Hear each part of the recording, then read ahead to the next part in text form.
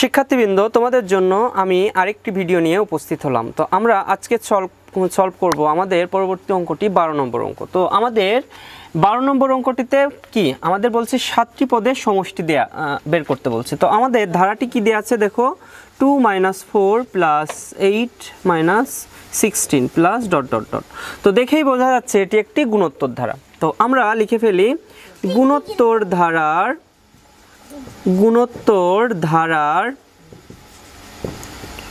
প্রথম পদ a = কত বলো তো 2 এবং সাধারণ অনুপাত বলো তো কি হবে, r সমান আমাদের দ্বিতীয় পদ মানে -4/2। তো আমরা যদি কাটাকাটি করি তাহলে কি হচ্ছে, -2 হচ্ছে। তো এখন একটা বিষয় হলো, আমরা এই -2 1 থেকে বড় নাকি ছোট সেটা একটু বের করার চেষ্টা করি। আমরা যদি সংখ্যা রেখায় যাই, দেখো আমাদের 1 কিন্তু আমাদের ডান দিকে আর বাম দিকে আমাদের কি -2, তাই না?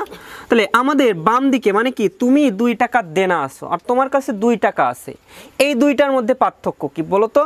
তোমার কাছে 2 টাকা আছে মানে কি তুমি দেনা নাই, মানে তুমি অন্য কাউকে তোমার টাকা দিবা না, কিন্তু তুমি যখন দেনা হয়ে যাবা তখন কি হবে, ওই 2 টাকা কিন্তু দিয়ে দেয়া লাগবে। তাহলে কি এটা কি 1 থেকে ছোট নাকি বড়? অবশ্যই আমাদের কি ছোট। তাহলে আমরা এখানে দেখতে পাচ্ছি শর্ত আমাদের 2-এ আমরা কি 1 থেকে যখন r এর মান কি হবে, ছোট হবে, তাহলে আমরা কত নম্বর শর্ত প্রয়োগ করব বলো তো? শর্ত 1 নাকি শর্ত 2?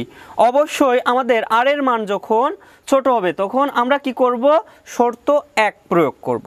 তো আশা করি এইটুকু তোমরা বুঝতে পারছো। তো চলো আমরা অঙ্কটায় শুরু করি। তো আমাদের যেহেতু আমরা একটু লিখে ফেলি, যেহেতু r 1 থেকে ছোট, অতএব আমরা একটু লিখে ফেলি n-তম পদের সমষ্টি। n পদের সমষ্টি আমরা কি পাচ্ছি বলো তো? আমরা কি পাচ্ছি, Sn সমান a × 1 - r⁴n 1 - r। তো এখন আমরা কি করব, 7টি পদের সমষ্টি বের করি। অতএব 7টি পদের সমষ্টি, তাহলে S7 = আমরা কি লিখতে পারি, এর মান কি, এর মান হলো আমাদের 2, ওকে। 1 আমাদের সূত্রের 1 - r এর মান কি -2, যেহেতু আমাদের এখানে আমাদের কি মাইনাস মান আসছে, এই কারণে আমরা একটু ব্র্যাকেটের মধ্যে রেখে দিলাম। তারপর কি n মানে কি 7, তারপর কি 1 - r এর মান কি -2। আশা করি তোমরা এই লাইনটা খুব ভালো করে বুঝতে পারছো। এরপর কি দেখো তো 2, তারপর কি 1 আমাদের যদি আমি কি বলছিলাম যে বিজোড় সংখ্যা থাকে, যদি বিজোড় সংখ্যা থাকে আর এর আগে মাইনাস থাকে তাহলে কিন্তু মাইনাস হয়।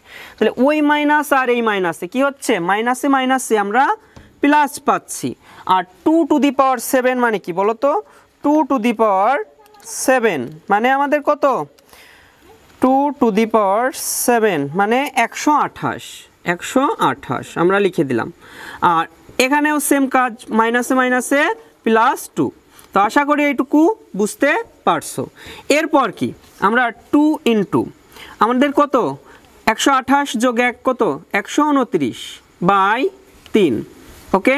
তো আমরা এখন কি করব, একটু কাটাকাটি করি, ঠিক আছে।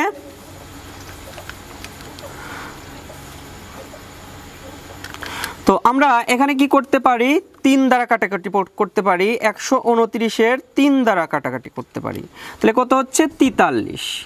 একটু ভালো করে দেখবা, 43 হচ্ছে। 43-এর সাথে আমরা যদি 2 গুণ করি তাহলে কত হচ্ছে, আমরা যদি 2 গুণ করি 43 গুণ 2 86 হয়। এটাই কিন্তু আমাদের প্রদত্ত অঙ্কের অ্যান্সার। তো আশা করি তোমরা 12 নম্বর অঙ্কটা খুব ভালো করে বুঝতে পারছো। প্রিয় শিক্ষার্থী, তো আমরা চলে এসেছি আমাদের পরবর্তী অঙ্কে। তো পরবর্তী অঙ্কে আমাদের কি বলছে, 13 নম্বর অঙ্ক, ধারাটির 2n + 1 পদের সমষ্টি নির্ণয় করো। তো আমরা দেখতে পাচ্ছি এটি একটি আমাদের গুণোত্তর ধারা। তো গুণোত্তর ধারা আমরা লিখে ফেলি, গুণোত্তর ধারার আমাদের কি প্রথম পদ কি আছে বলো তো? 1, তাই না? a = 1 এবং সাধারণ অনুপাত, তাই না? আমাদের সাধারণ অনুপাত কত আছে বলো তো? সাধারণ অনুপাত, তাহলে r সমান আমরা কি -1 বাই আমরা কি লিখতে পারি 1, তাহলে কি হচ্ছে -1। এখন আমরা একটু আগে বুঝে আসছি যে সংখ্যা রেখা, তাই না? তাহলে -1 আমাদের কি বাম দিকে, তাহলে আমাদের -1টা কি দেনা হয়ে রয়েছে, তাই না? তাহলে তুমি -1 টাকার দেনা, তাহলে 1 টাকার দেনা মানে কি তুমি কি 1 থেকে কমে আসো, তাই না? তাহলে আমাদের সেই 1 নম্বর শর্তই কিন্তু আমরা অ্যাপ্লাই করব। তাহলে আমরা এখানে লিখে ফেলি, অতএব ধারাটির কি বলছে, n তম পদের সমষ্টি, তাই না? সমষ্টি, আমরা একটু শর্তটা লিখে নেই, যেহেতু আমাদের শর্ত কি r 1 থেকে ছোট, তাই না? তাহলে Sn সমান a × 1 - r⁴n বাই 1 - r। তো আশা করি বুঝতে পারছো।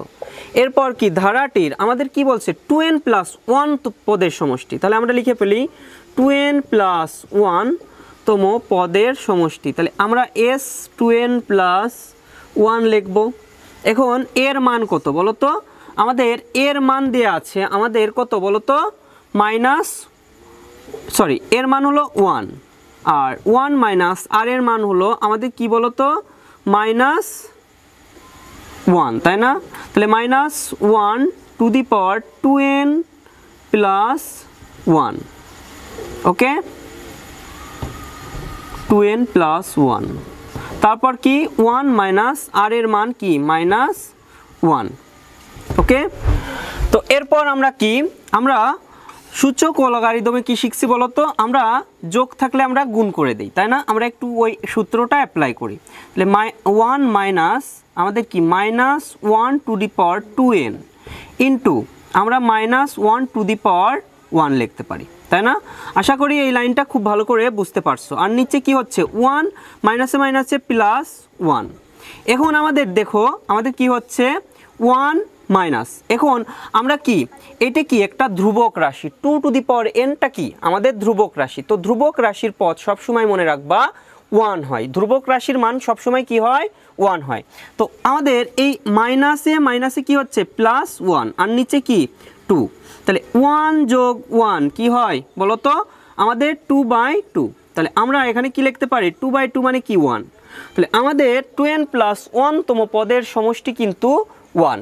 তো আশা করি তোমরা 13 নম্বর অঙ্কটা খুব ভালো করে বুঝতে পারছো। তো শিক্ষার্থীবৃন্দ আমরা চলে এসেছি আমাদের পরের অঙ্কটিতে। তো পরের অঙ্কটি আমাদের 14 নম্বর অঙ্ক। তো 14 নম্বর অঙ্কটা কিন্তু খুবই ভেরি ইম্পর্টেন্ট, কারণ এই টাইপের অঙ্ক আমি দেখছি যে এমসিকিউ এবং সিকিউ এর জন্য সবথেকে বেশি পরিমাণে বোর্ড কোশ্চেনে আসছে।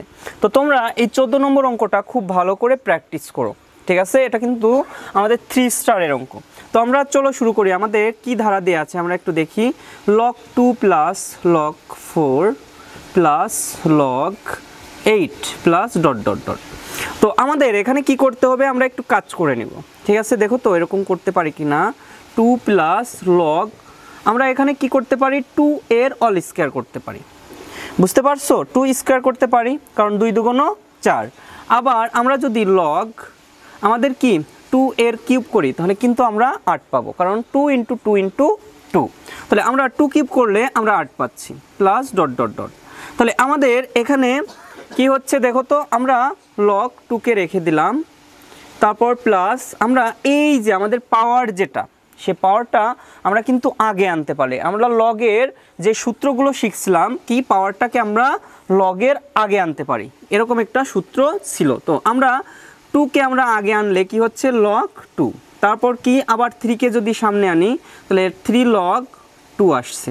তো আশা করি তোমরা এইটুকু বুঝতে পারছো। এখন আমাদের যেহেতু আমাদের গুণোত্তর ধারা করতেছি, এটা সমান্তর ধারা নাকি গুণোত্তর ধারা, এখন আমরা একটু বেসিক নিয়ে আসি।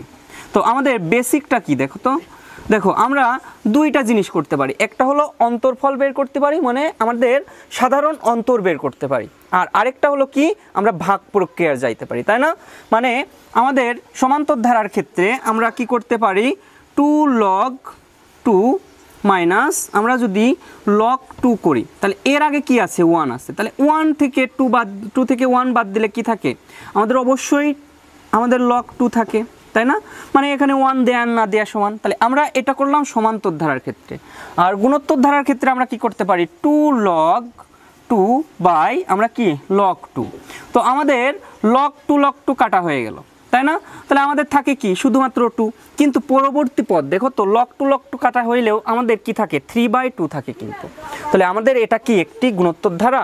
কখনোই না। তাহলে আমরা এটা কি ধারা রূপে পাচ্ছি? সমান্তর ধারা। কেন? দেখো সমান্তর ধারা যদি আমরা 3 log থেকে আমরা 2 log বাদ দেই তাহলে আমরা কিন্তু আবার সেই log 2 পাচ্ছি। তো ব্যাপারটা একটু হইলেও বুঝতে পারছো যে এটা সমান্তর ধারা নাকি গুণোত্তর ধারা। তো আমরা কি পেলাম? আমরা পেলাম হলো সমান্তর ধারা। তো আশা করি তোমরা বুঝতে পারছো। এইটা বেসিকটা যদি না থাকে কিন্তু এই অঙ্কটা তোমরা করতে গেলে হবে না, আবার একটু চেঞ্জ আসলেও তোমরা করতে পারবা না। সো একটু খেয়াল রাখবা এই অঙ্কটার ক্ষেত্রে। তো আমরা একটু লিখি ইহা একটি, আমরা কি লিখব সমান্তর ধারা, বুঝতে পারছো? যার প্রথম পদ a ইকুয়াল টু আমরা কি লিখতে পারি log 2, সাধারণ অন্তর, তাই না? সাধারণ অন্তর, যেহেতু আমরা সমান্তর ধারা করতেছি d ইকুয়াল টু আমরা কি করতে পারি 2 log 2 মাইনাস log 2। কারণ কি 2 থেকে 1 বাদ দিলে আমাদের কি থাকে শুধুমাত্র log 2 থাকে। আশা করি এইটুকু খুব ভালো করে বুঝতে পারছো। তোমাদের এই যখনই একটা 2 বা 2 মানে 2 এর পরে একটা কিছু অ্যাড করে দেয় তখনই তোমাদের টেনশন হয় যে আসলে কিভাবে আমরা যোগ বিয়োগ করব। ঠিক আছে, তোমরা এইভাবেও করতে পারো, কিন্তু আমরা যদি log 2 কমন নিই তাহলে কি হচ্ছে বলো তো 2 - 1। দেখো আমাদের কিন্তু এখানে কিছু থাকা না মানে কি একটা 1 থাকে, তাহলে 2 থেকে 1 চলে গেলে সেই দেখো তো log 2 থাকে কিনা। তো এই ব্যাপারগুলো একটু ভালো করে বুঝে নিও, ঠিক আছে, যাতে তোমাদের যতই অঙ্ক একটু ঘোরায় পেঁচায় আসুক না কেন তোমরা বুঝতে পারো। ঠিক আছে, তোমাদের আরেকটা শর্টকাট বোঝায় দেই। তোমাদের কোনো মানে এই যে লগ বা যে কোনো একটা আমাদের ডিভিশনের ক্ষেত্রে যখন যাই থাকুক তোমরা সামনে কি আছে সেটাকে দেখো। ঠিক আছে, যেমন এখানে 2 আছে, আবার এখানে কি আছে কিছু নেই মানে 1 আছে, তাহলে 2 থেকে 1 বাদ তাহলে কি হচ্ছে সেই 1ই তো থাকতেছে। এখানে 3 থেকে 2 বাদ তাহলে কি সেটাই। পরবর্তী এইটুকু তো কমন জিনিস, সবসময় মনে রাখবা যে জিনিসটা কমন, ঠিক আছে, সেই জিনিসটা বসে যায়, সেই জিনিসটা কি বসে যায়। এখন আমার এখানে যদি বলতো 5 মাইনাস আমাদের কত 2, তাহলে আমরা 5 থেকে কত বাদ দিতাম 2 বাদ দিতাম, তাহলে কত হইতো 5 থেকে 2 বাদ দিলে অবশ্যই 3 থাকতো, তাহলে এখানে কি হইতো 3 log 2 হইতো। তো আশা করি এই ব্যাপারগুলো তোমরা বুঝতে পারছো। ঠিক আছে, তো এরপর আমাদের কি বলছে বলো তো ধারাটির প্রথম 10টি পদের সমষ্টি। তো আমরা ধারাটির n-তম পদের সমষ্টি, n-তম পদের সমষ্টি বের করতে পারবো, তাই না? তো আমরা একটু কয়েকদিন যেহেতু আমাদের নতুন একটা অধ্যায় শুরু করছিলাম গুণোত্তর ধারা, এ কারণে আমরা হয়তো বা সূত্রটা একটু ভুলে যেতে পারি, তাই না? তাহলে আমরা একটু মনে করাই দিই। দেখো Sn = n/2 মনে আছে 2a + n-1 × d। তো আশা করি তোমরা এই যে n-তম পদের সমষ্টির সূত্রটা কি আবার মনে চলে আসছে, তাই না? এরপর কি ধারাটির আমাদের কি 10ম পদের সমষ্টি, তাই না? 10ম পদের সমষ্টি, তাহলে আমরা কি লিখবো S10 সমান আমাদের কি 10/2, ভালো করে বুঝো 10/2 2a + 10-1 × d। তো আশা করি এইটুকু বুঝতে পারছো। তো এরপর কি হচ্ছে বলো তো আমরা লিখতে পারি, দেখো তো আমরা যদি 10কে 2 দিয়ে ভাগ করি তাহলে আমরা 5 পাচ্ছি, তাই না? 2a এর মান কত আমরা কি পেলাম log 2 পাইছি কিন্তু। তারপর দেখো 10 থেকে 1 চলে গেলে কত 9, তাহলে আমরা +9 d এর মান কত, d এর মানও কিন্তু log 2। তো আশা করি তোমরা বুঝতে পারছো। এবার বলো তো আমাদের কি হবে বলো তো 2 আর 9 যোগ করতে হবে। ফার্স্টে আমাদের কি ধ্রুবক রাশি দেখো 2 আছে আর 9 আছে, তাহলে আমরা কমন জিনিস কোনটা পাচ্ছি, log 2 কমন। তাহলে log 2 তো থাকবেই, তার সাথে আমরা কত যোগ করব, 2 আর 9 কত 11, তাই না? তাহলে আমরা কি লিখতে পারি, 11 log 2। তো আশা করি এইটুকু খুব ভালো করে বুঝতে পারছো। এখন 5 11 যেহেতু আমাদের ধ্রুবক রাশির সাথে আমরা ধ্রুবক রাশি গুণ করতে পারি, তাহলে 5 11 কত বলো তো, 55, তাই না? তাহলে আমাদের 55 log 2 কিন্তু এই অঙ্কের অ্যান্সার। তো আমি কিন্তু সব থেকে ইজি ওয়েতে তোমাদের অঙ্কটা শিখিয়ে দিয়েছি। তো তোমাদের উচিত কি বলো তো, এই অঙ্কটা খুব ভালো করে প্র্যাকটিস করা। কেন জানো, সিকিউ এবং এমসিকিউ এর জন্য এই অঙ্কটা খুব খুব খুব পরিমাণে ইম্পর্টেন্ট। হয়তো বা বলতে পারে যে সাধারণ অন্তর কত, বা সাধারণ আমাদের প্রথম পদটি কত, বা আমাদের 10টি পদ 10তম পদ কত। তো এই প্রশ্নগুলো কিন্তু খুবই কমন প্রশ্ন। তো তোমরা আশা করি এই অঙ্কটা খুব ভালো করে প্র্যাকটিস করবা, এবং প্র্যাকটিস করে কি করতে হবে, কমেন্ট করতে হবে, তাই না, যে এই অঙ্কে কোনো সমস্যা নেই। তো আজ এ পর্যন্তই। সবাই ভালো থাকো, সুস্থ থাকো, আর চ্যানেলকে সাবস্ক্রাইব করো।